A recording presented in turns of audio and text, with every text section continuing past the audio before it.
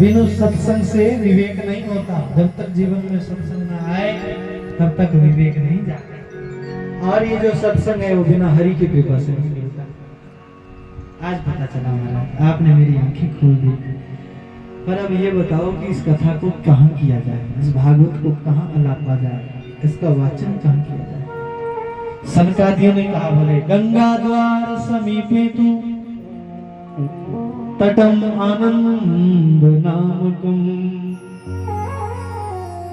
गंगा द्वार में, हरिद्वार में एक आनंदवन नामक बड़ा सुंदर प्यारा रमणीय स्थल है, स्थान है। वहां पर जो है व्यास मंच बना, वहीं पर कथा गाएंगे। बोले कौन गाएगा? सनकादि ऋषियों ने कहा बोले हम सत्संग के लिए तो आए हैं। महाराज फिर क्या चाहिए, आप जैसे वक्ता मिल जाए।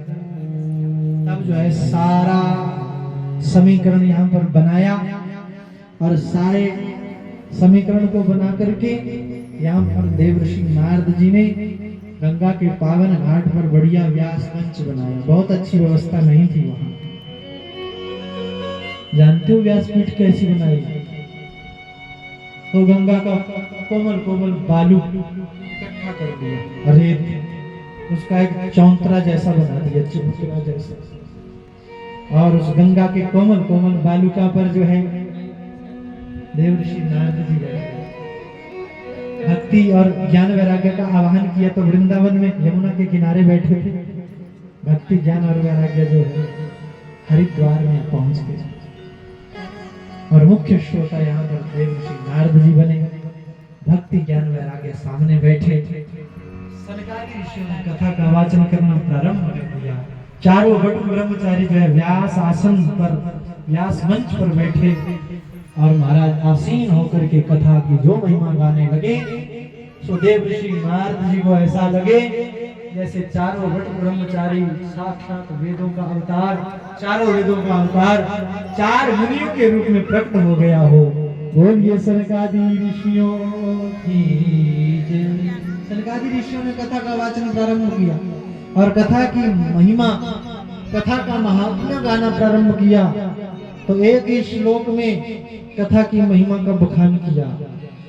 क्या कहा? सदा सेव्य श्रीमद् भागवती कथा यस्य श्रवण मात्रेण हरिश्चित्तम समाश्रयेत। अरे भागवत की कथा सदा सेवनीय है। ऐसे कहा। सेवन का अर्थ क्या है? ग्रहण करना, इसको जीवन में उतारना। सुनने की बात नहीं कही, सेवन की बात। सुनी तो हमने भी पता नहीं कितनी बार, बोलो जय श्री कृष्ण, पर जीवन में सेवन भी किया। प्रश्न उठता है कि सेवन कितना? कथा सुनने का पूर्ण लाभ तो तब है यदि हम कथा का सेवन करें जीवन में।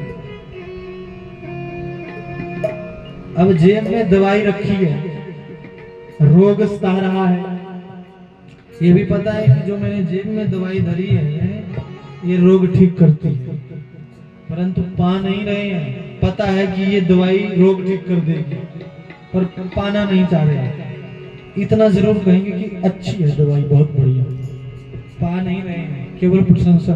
एक बात बताएं, आजकल हमारी स्थिति ऐसी ही है। लोग कथा में आते हैं, कथा सुनते भी हैं और प्रशंसा भी करते हैं कि बहुत अच्छी कथा हुई, परंतु जब सेवन की बात आती है तो बोले महाराज ये तो सत्युग की बातें हैं, बोलो जय श्री कृष्ण। अब कौन करेगा ऐसा? ये सेवन का विषय है, इसको सेवन करने का प्रयास करना चाहिए। इसलिए यहाँ पर सनकादि ऋषि घोषणा कर रहे हैं, व्यास मंच पर चिल्लाकर कह रहे हैं सदा सेव्या सदा सेव्या। बोले भागवत की कथा सदा सेवनीय है। श्रीमद् भागवती कथा और भक्ति ज्ञान वैराग्य और देवर्षि नारद जी सुन रहे हैं। इस तरह से कथा चलते चलते जैसे चौथे दिवस में प्रवेश पाती है, तो चौथे दिवस में कथा में क्या होता है? भगवान कृष्ण का अवतार होता है तो जैसे अवतार की कथा आई और भक्ति मैया कथा सुन रही थी, ज्ञान वैराग्य कथा सुन रहे थे, जो भगवान का अवतार उस सभा में हुआ तो भक्ति मैया जो है ताथैया करके नृत्य करती हुई उस सभा में नाचने लगी, थिरकने लगी। साथ में दोनों पुत्र ज्ञान और वैराग्य पुष्ट हो गए, नाचने लगे। ऋषि मुनियों ने देखा ये कौन देवी है और ये कौन दिव्य पुरुष है, तर्क करने लगे। तब जयदेव ऋषि नारद जी ने कहा बोले ये भक्ति मैया है। भक्ति सुतौ तरुणौ गृहीत्वा प्रेमैक रूपा सहसा विनाशी। श्री कृष्ण गोविंद हरे मुरारे नाथेति नामानि मुहुरु वदन्ति। श्री कृष्ण गोविंद हरे मुरारे हे नाथ नारायण वासुदेवा। श्री कृष्ण गोविंद हरे मुरारे, ये मंत्र भक्ति मैया ने गाया है। बोलो जय श्री कृष्ण।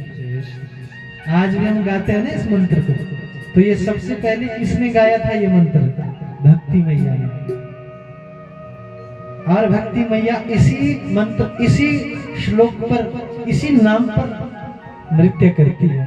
भक्ति मैया को नचाने के लिए ये गाने की भी जरूरत नहीं है कि मैं नचना शाम देना, आज मैंने नच लेना। हमारे को तो ऐसा गाना पड़ता है कुछ जिससे पैर उठ जाए मैया का। बोलो जय श्री कृष्ण। भक्ति मैया तो यदि कोई ये भी गा देना, श्री कृष्ण गोविंद हरे मुरारे हे नाथ नारायण वासुदेव। कृष्ण गोविंद हरे मुरारे हे नाथ नारायण वासुदेव। श्री कृष्ण गोविंद हरे मुरारे हे नाथ नारायण वासुदेव। श्री कृष्ण गोविंद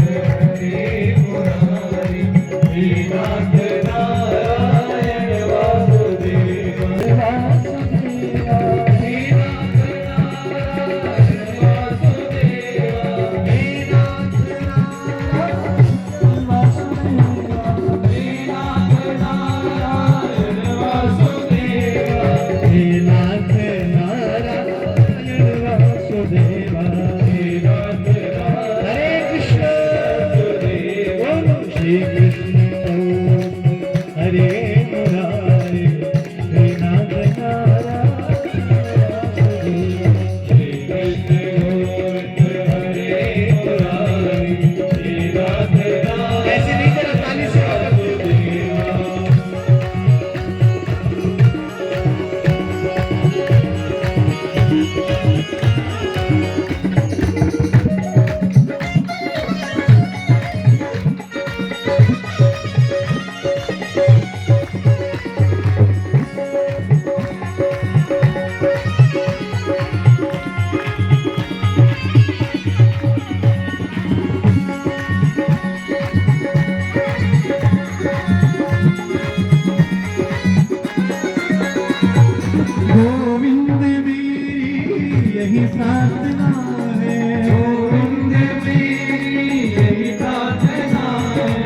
देखो भैया, जिस दिन आप इस भजन पर, इस नाम पर नाचना प्रारंभ कर दोगी, उस दिन समझना कि हम भगवान के लिए नाचते हैं।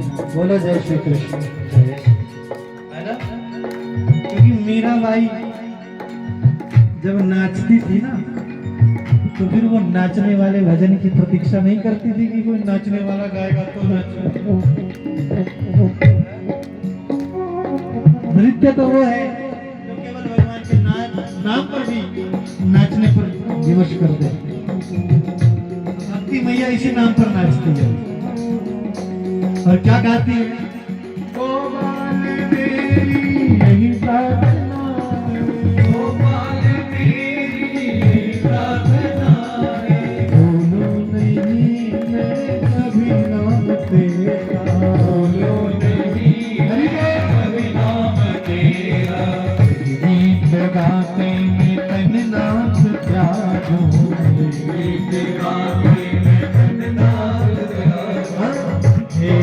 नारायण वासुदेवा,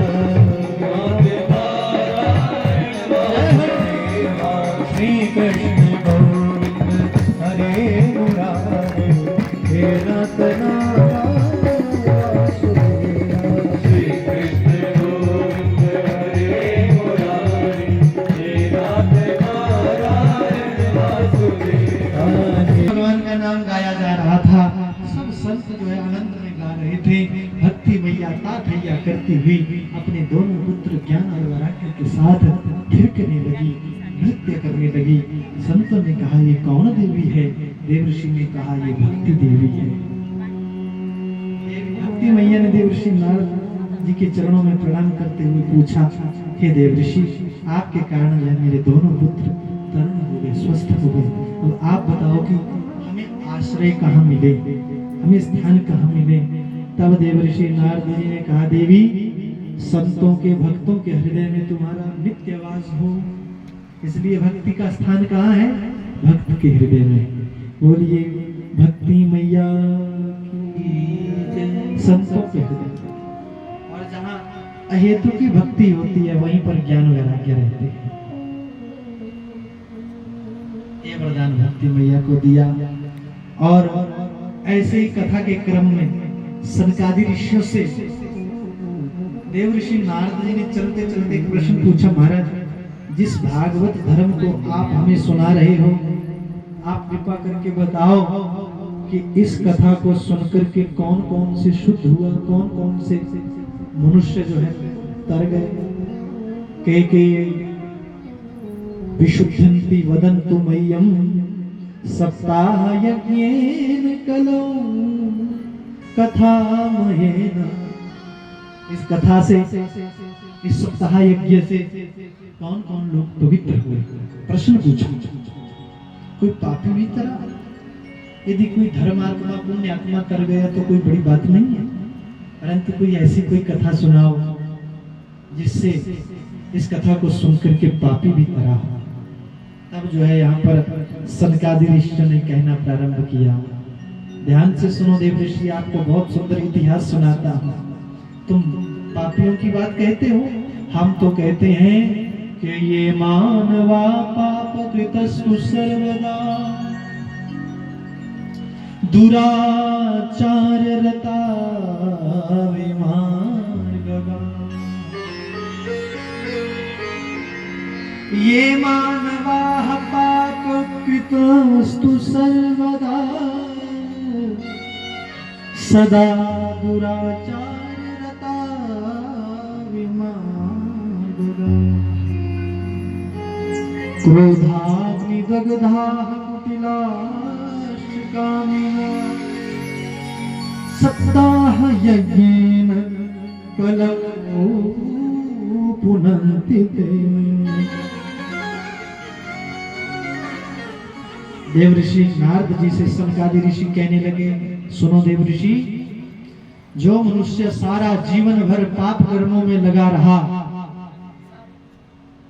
दुनिया में ऐसा कोई पाप ही नहीं जो उसने नहीं किया हो, ऐसा मनुष्य भी यदि भागवत की कथा सुन लेता है उसका भी कल्याण हो जाता है। बोलो जय श्री कृष्ण। ध्यान से सुनना, कितनी अच्छी बात कही।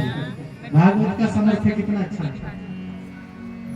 अरे छोटे मोटे पापी को छोड़ो, सारा जीवन भर जिसने पाप किया और अंत को गत्वा शुद्ध हृदय से भागवत की कथा को श्रवण कर ले तो वो भी सप्ताह यज्ञेन कलौ पुनन्ति ते। सप्ताह यज्ञ से पवित्र हो जाता है, सप्ताह कथा से पवित्र हो जाता है। बोले ऐसा कोई इतिहास तो सुनाया।